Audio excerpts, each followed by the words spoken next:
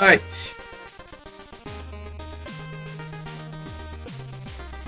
I've seen most of this game.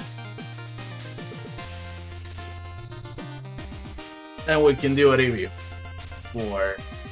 I nearly said Hollow Knight for Shovel Knight. Treasure Trove.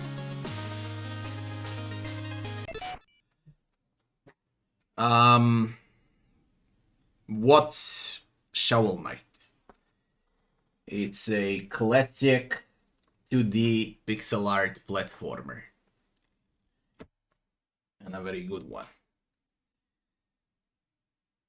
Let's start from the story.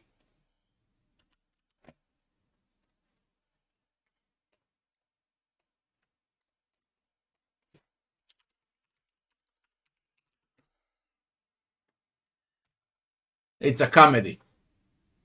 Well-written comedy with funny cinematics. Silly story.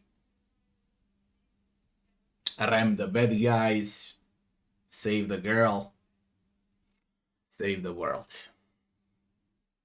With a happy ending. The DLCs also with their own cinematics. There's 4 or 5 DLCs, something like that. And all of them are freaking comedy. 7 out of 10. Bugs and optimization. The game will work on a toaster, mega fast loading screens, no bugs, no glitches, no crashes. Perfect game, 10 out of 10. Excellent performance. Game time. As far as game time goes, I finished the main campaign in 6 hours. The rest went to the DLCs and so on. The first 3 DLCs use the same map with same bosses with different playable characters. So that would be like 3 to 6 hours, depends on who plays the game, per DLC. So 5-6 hours if you don't know what you're doing. 10 hours for the main campaign, then 3 to 6 hours for 3 DLCs, then 6 hours for the last DLC. That would be like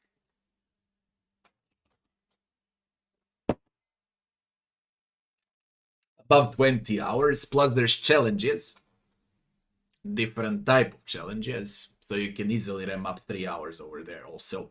Like 20 to 25 hours long game. The game is holding its price though for years now, and it came out in 2014. Fucking $40. Treasure Trove.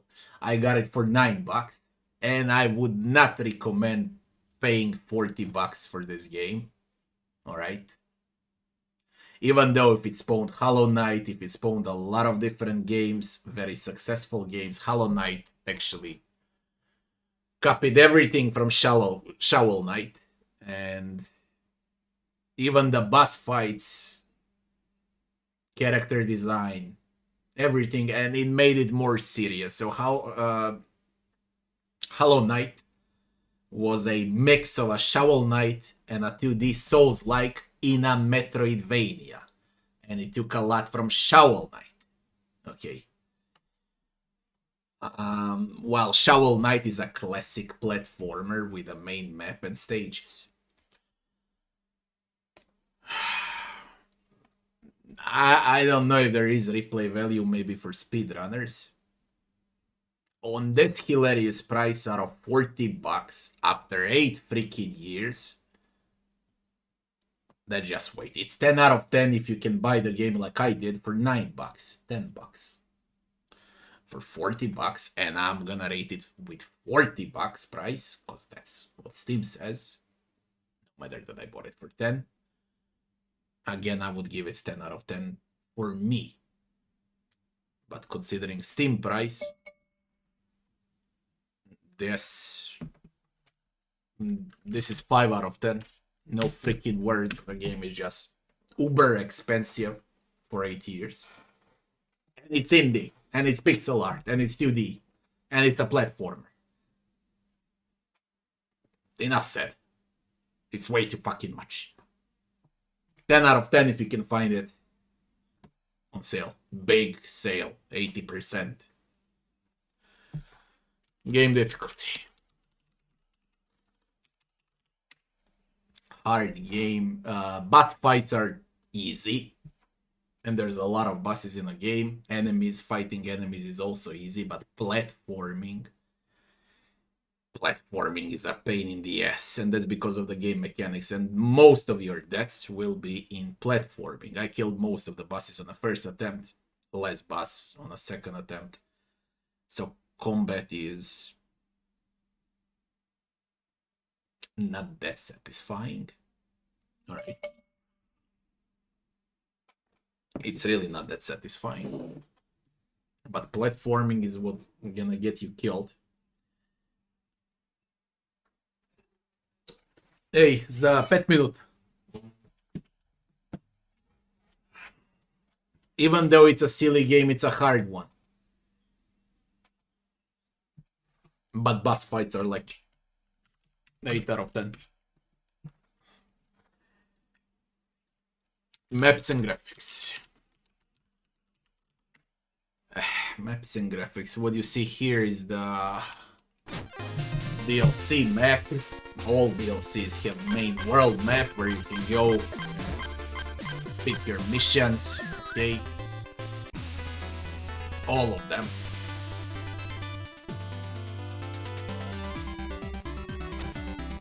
Now we're gonna transfer to the main campaign map.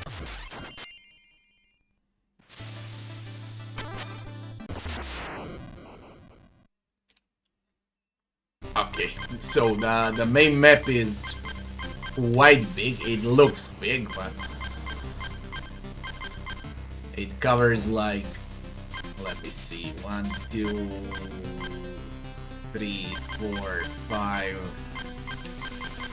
6, 7, 8, 9 big maps and around 10 mini maps.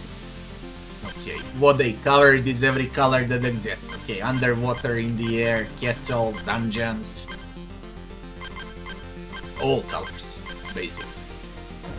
As far as graphics go, it's pixel art, very well done pixel art.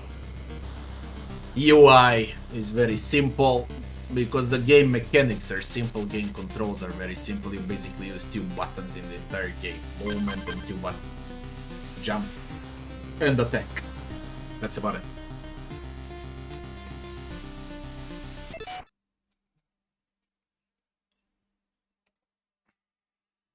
Nine out of 10. It's done well. It's really done well. Gameplay. Platformer, combat, platforming, no backtracking like in Metroidvanias, although you can revisit the maps and farm money so you can upgrade faster your health bar and so on.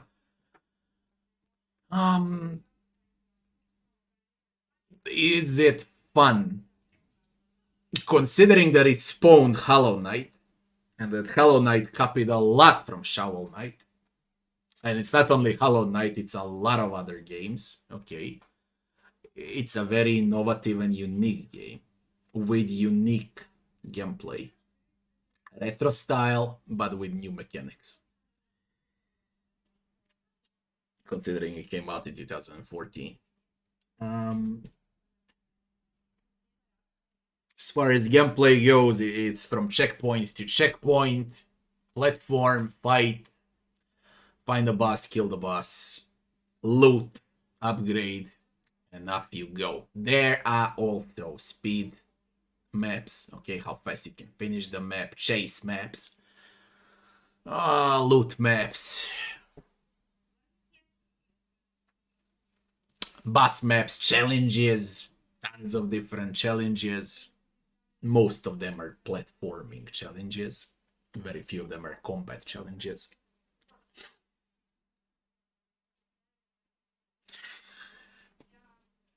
considering it's a fun game, not as fun as Hollow Knight, but considering that Hollow Knight borrowed everything from Shovel Knight, and I like innovation when I see it, and this was innovative game in its time. Very innovative. It's 10 out of 10. Objectively speaking, it's 10 out of 10 for gameplay because it's fun and it's innovative. Now, if you compare to Hollow Knight to other games in the genre, new games in the genre, they all copied from this. Okay. They are better, but they copied from this. That's why I'm giving it 10 out of 10. Leveling. Itemization. I forgot this part, and I've been playing the game because, frankly, it doesn't impact the game that much. It really doesn't impact the game that much with leveling and itemization. Different characters to play, that's the first thing. And every character has different movesets. Okay, different attacks, different jump abilities, different tricks, and so on. There are... let me see, I must enter the map. There are spells, okay? By spells I mean dash, fish, throw these toxic bombs, throw fireballs, become invulnerable, throw these things, throw coin, drive on deaths on spikes, become stronger, and your classic basic attack, as well as the thing that Hollow Knight borrowed from Shovel Knight, the jumping attack. Okay. Your shovel, where you can bounce on enemies and traverse the map. From weapons, there's only your shovel. You collect some relics, refill HP, become invulnerable in 10 seconds, and so on. And you can switch armors, different variants of armor that you can buy with the armor smith. One will make you lose less money when you die, the other one you become tankier. On the other one, I don't know what, you'll jump further, so on. Okay. Health capacity, when you collect those recipes for health, you go into the main hub in a village, you give the recipe, you raise your maximum life. Same goes with magic, or better to say mana, call it whatever you like. Everything costs, you pay everything that you have in gold. And you get gold when you collect music sheet. Okay. With meal tickets, you basically upgrade health. That's all there fucking is. There is nothing else left. There is shower moves, okay, that you can learn later. Holds and deal more damage. You see this thing that shower drops. That's about it.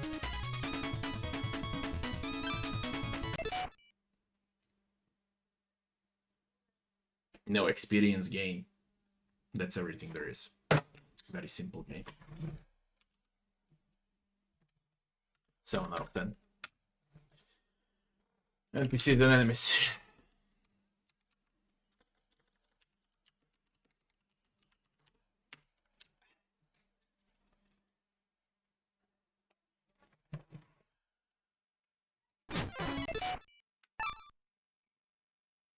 Shitload of NPCs in a game, both in the main campaign and for DLCs.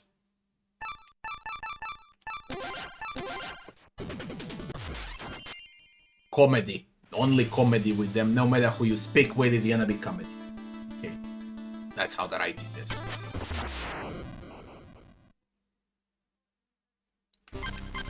Some NPCs are there to help you out, tell you stuff.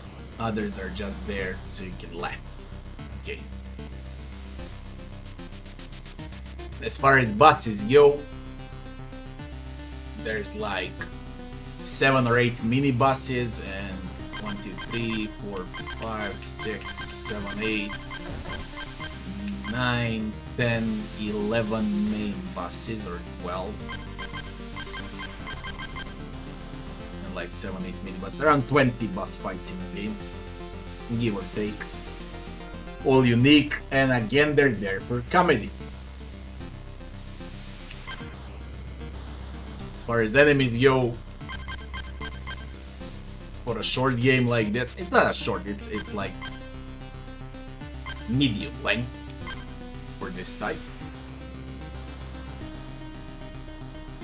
A lot of different enemies, a lot of annoying enemies. I might even say that some enemies are way much tougher than the actual bosses. AI is very simple, but the platforming will kill you, not the enemies that are freaking platforming. Because it's a rough game. Very rough. Like, you need pixel perfect jumps, dashes, to pass some areas, and you're gonna die a lot because of it.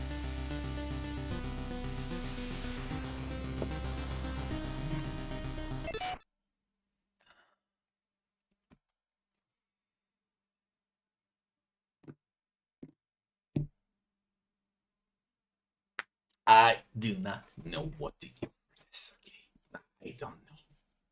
I really don't.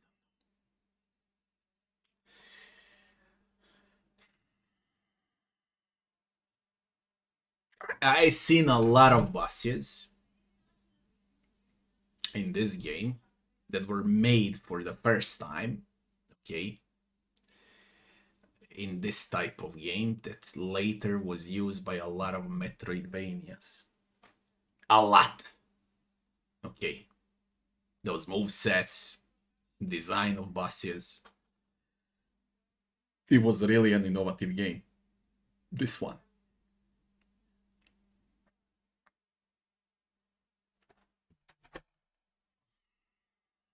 9 out of 10.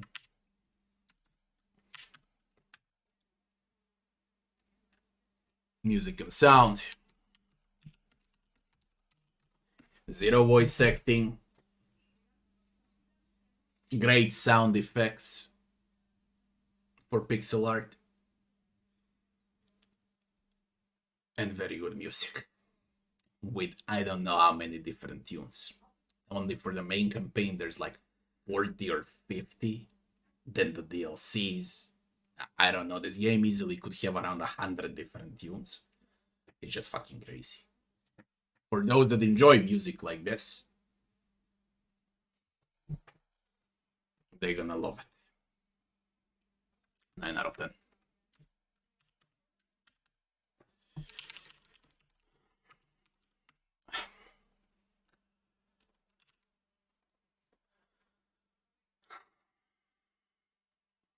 See the score.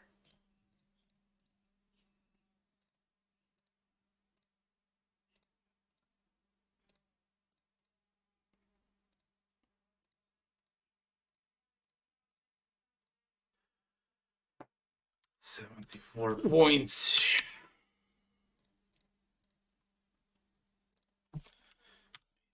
2 out of 10. And it's very important to note for 2022, alright? If this game, if it was 2014, alright, it's easily 9 out of 10.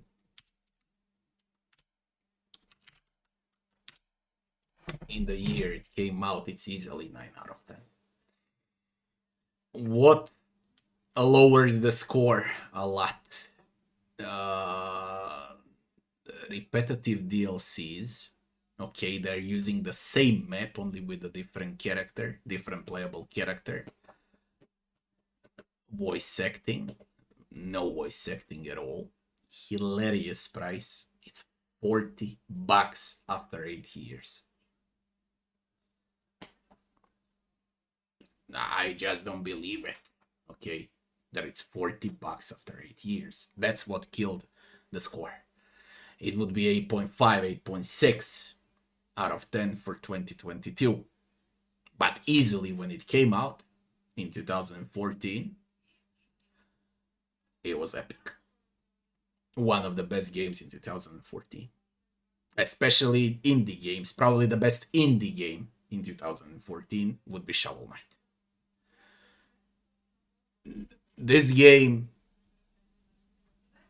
right now, you know, if you never played it, but you played Hollow Knight, you played Eterna, you played Hollow Knight copies, okay, you played a lot of platformers, and then you step into Shovel Knight, it won't feel that special. All right.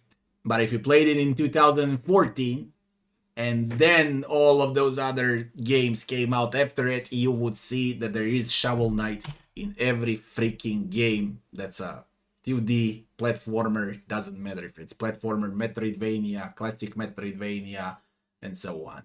There's a lot of influence, there's a lot of innovation in Shovel Knight, and everyone should play this. Of course, once it's on 80% sale.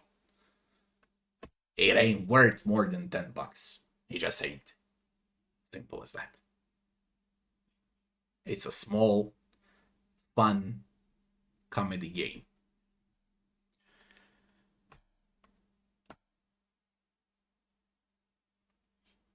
That's it. I don't have to say anything about this game anymore.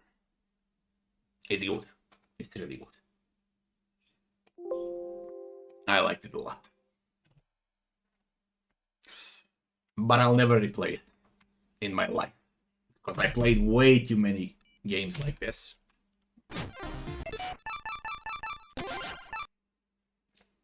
For what it's worth. Played it, I seen it. It's one of the few games I missed in my life. But not anymore. Guys, that's gonna be it for tonight.